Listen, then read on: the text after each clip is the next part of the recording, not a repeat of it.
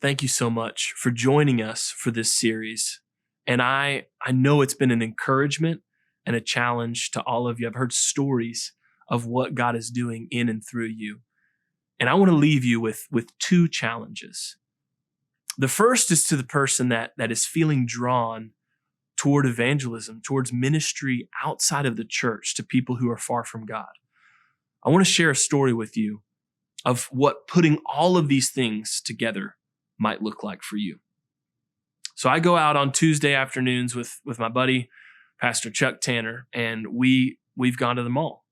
We've shared a lot. We've prayed with people. We've gone on prayer walks, and we met a friend of ours, Jay. And I got to know Jay through asking him if he needed prayer. I got to know Jay after getting his number and asking him if he wanted to do Bible study. I got to know Jay just over the course of 4 weeks of studying the Bible together and looking at the book of John. I remember one week recently where at the end I shared the 3 circles with him. And I asked him which circle he was in, and he said brokenness. And I asked him what was keeping him from following Jesus. And he said his desires, himself. He doesn't want to give it up. And he continued to pray a prayer of salvation and ask Jesus to be the Lord of his life and save him from sin. And now we're continuing in growing together in faith, and I'm discipling him.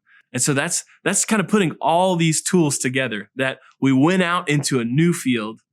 We shared the gospel. We found someone who's a person of peace. We studied the Bible with him, and he came to faith.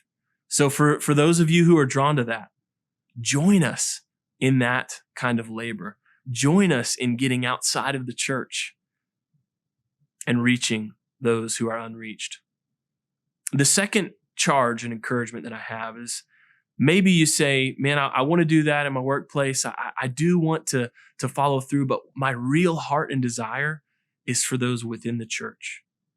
And that's wonderful. And what I want to encourage you, if you aren't leading a group of men and women, or men or women right now, you now have the tools to do all that we just said, to lead a group of believers into deeper fellowship, into more understanding of the scriptures as you lead a discovery Bible study.